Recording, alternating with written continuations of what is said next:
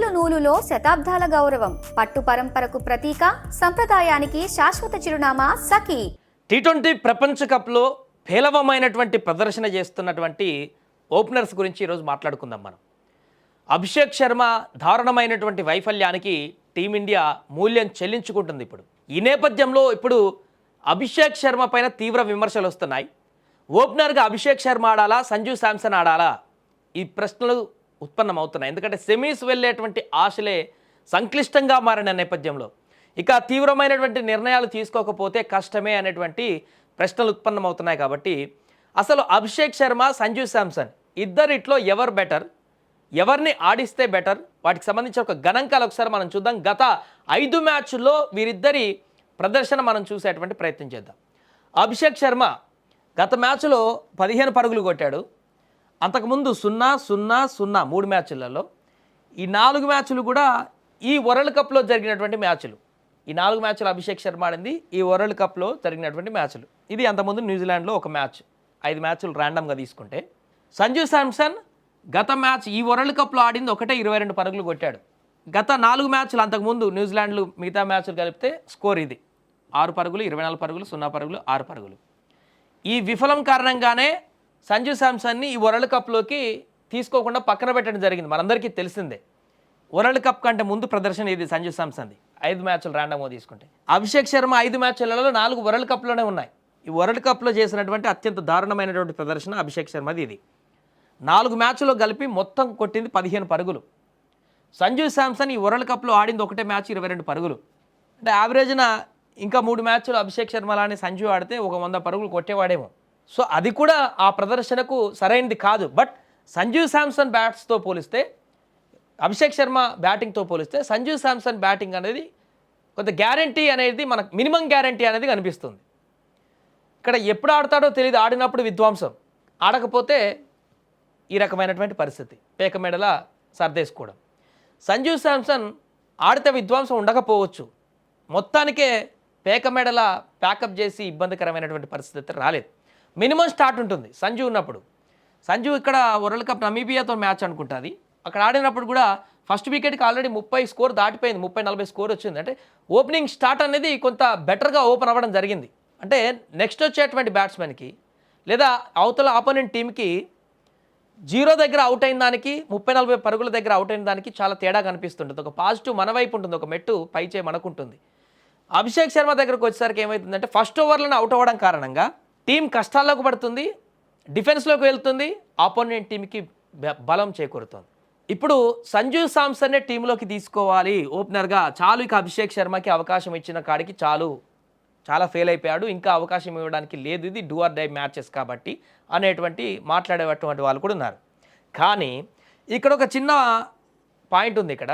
ఎందుకంటే ఇప్పుడు టీమిండియా సెమీస్కి వెళ్ళాలంటే సౌత్ ఆఫ్రికా 2 మ్యాచ్ల్లో గెలిస్తే ఓకే, నెట్ రన్ రేట్తో సంబంధం లేకుండా మనం కూడా మిగతా 2 జింబాబ్వే, వెస్టిండీస్ మీద గెలిస్తే హ్యాపీగా సెమీస్కి వెళ్తాం.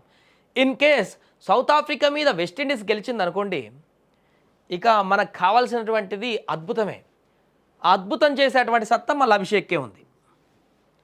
ఎందుకంటే నెట్ రన్ రేట్ కావాలంటే ఇక ఎట్లా ఆడాలో మనకు తెలిసిందే కదా. అభిషేక్ శర్మ బ్యాట్ పని చెప్తేనే నెట్ రన్ రేట్ పెరుగుతుంది. అభిషేక్ శర్మ నిలబడితే 20-30 బంతుల్లో 80 పరుగులు కూడా చేయగలడు. సంజు శాంసన్ కొడతాడు, అద్భుతంగా రాణిస్తాడు, కానీ అభిషేక్ శర్మ అంత స్ట్రైక్ రేట్ని సంజు శాంసన్ మెయింటైన్ చేయలేకపోవచ్చు. మరి ఎలా అని అనుకున్నప్పుడు ఇంకొక ఆప్షన్ ఉంది ఇక్కడ. అభిషేక్ శర్మ ఫెయిల్ అవుతున్నాడు, బట్ ఈ నెట్ రన్ రేట్ అనేటువంటి ఒక చిన్న కిటుకుంది కాబట్టి దాన్ని దృష్టిలో పెట్టుకొని మనకి ఇంకా అభిషేక్ శర్మ అవసరం ఉంది, అతను ఉంటే బెటర్ ఏమో, నెట్ రన్ రేట్ కారణంగా సరే ఇన్ని విఫలమైనా కూడా మళ్ళీ ఏదో ఒక మ్యాచ్లో ఆడకపోతాడా, జూలు విధించకపోతాడా, దాంతో మనకు మారకపోతుందా సిచ్యువేషన్ అని ఒక ఆప్షన్ ఉంది. కాబట్టి సంజు శాంసన్ ఉండాలి, అభిషేక్ శర్మ ఉండాలి. మరి ఎలా అనంటే, అండ్ ఇక్కడ ఇప్పటివరకు అభిషేక్ శర్మ, ఈశాన్ కిషన్ ఓపెనింగ్ ఎక్కుతున్నారు, ఇద్దరు లెఫ్ట్ హ్యాండర్సే. దీనివల్ల కూడా జట్టు సమతూకం. మనం ఎప్పుడైనా కూడా రైట్ లెఫ్ట్ కాంబినేషన్ మెయింటైన్ చేస్తాం. సంజు శాంసన్ విఫలం కావడంతో గత మ్యాచ్లకు లెఫ్ట్ హ్యాండర్లు అయినా కూడా వీళ్ళిద్దరు ఫామ్లో ఉన్నారు కాబట్టి పెడదామని తీసుకున్నారు. కానీ అభిషేక్ శర్మ వరుసగా ఫెయిల్ అవుతున్నాడు. కంప్లీట్ లెఫ్ట్ కాంబినేషన్ అనేది ఆపోనెంట్ బౌలర్లకి ఈజీ అయిపోతుంటుంది. లెఫ్ట్ రైట్ కాంబినేషన్ పెట్టాలంటే సంజు శాంసన్ ఉండాల్సిందే కంపల్సరీ. ఈశాన్ కిషన్ కానీ అభిషేక్ శర్మ ఓపెనర్గా ఉండాల్సిందే. సార్ అభిషేక్ శర్మ సంజు శాంసన్ ఇద్దరు ఓపెనర్గా ఉంచే అటువంటి ప్రయత్నం ఏమైనా టీంలో అంటే ఇంకొక అవకాశం ఉంది. తిలక్ వర్మ గత 4 మ్యాచ్లలో తన ప్రదర్శన మొన్న దారుణమైనటువంటి ఇంపార్టెంట్ ఇన్నింగ్ ఆడాల్సినటువంటి టైంలో ఒక ఫెయిల్ అవ్వ షాట్ ఆడి జట్టు కష్టాలకు నెట్టేశాడు. ఎంఎస్ ధోని కూడా చెప్పాడు ఇదే విషయాన్ని.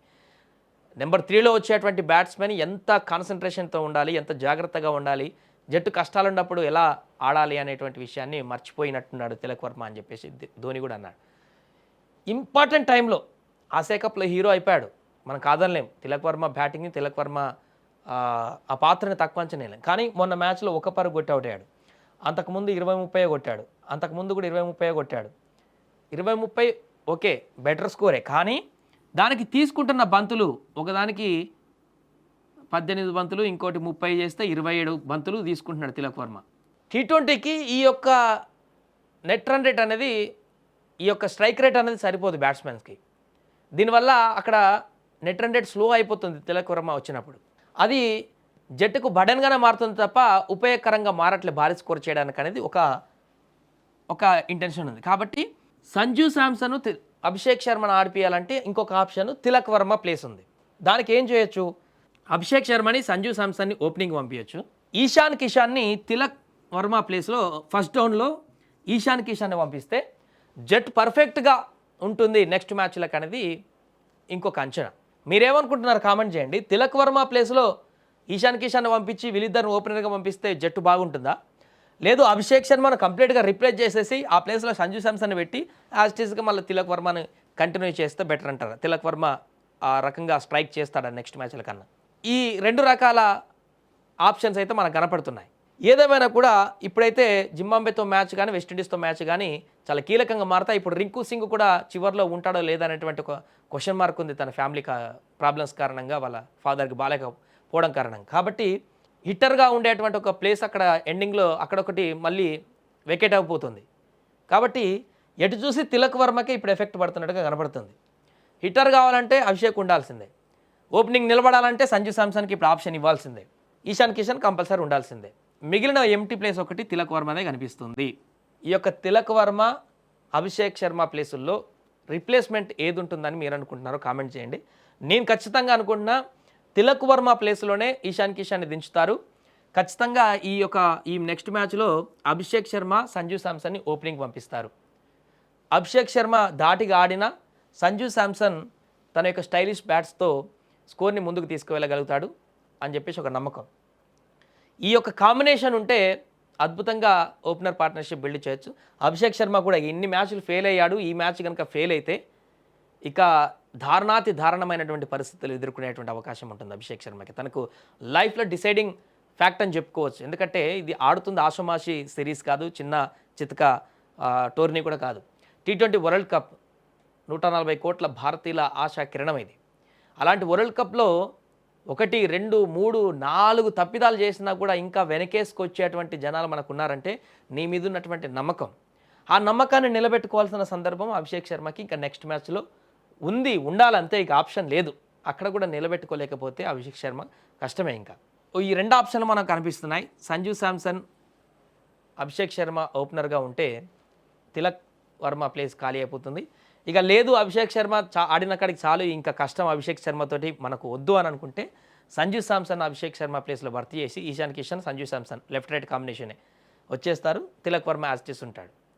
ఇది నెక్స్ట్ మ్యాచ్లో జరిగేటువంటి పరిణామంగా మనకు కనిపిస్తుంది. సో మీకు అభిప్రాయాన్ని కూడా కామెంట్ చేయండి. ఓపెనర్గా ఎవరుంటే బెటర్, సంజు శాంసన్ అభిషేక్ శర్మ ఇద్దరు ఉండాలా, లేకుంటే సంజు శాంసన్ ఈశాన్ పెట్టేసి అభిషేక్ శర్మను పక్కన పెట్టేసేయాలా, తిలక్ వర్మ ప్లేస్లో భర్తీ చేయాలా? మీ అభిప్రాయాన్ని కూడా కామెంట్ చేయండి.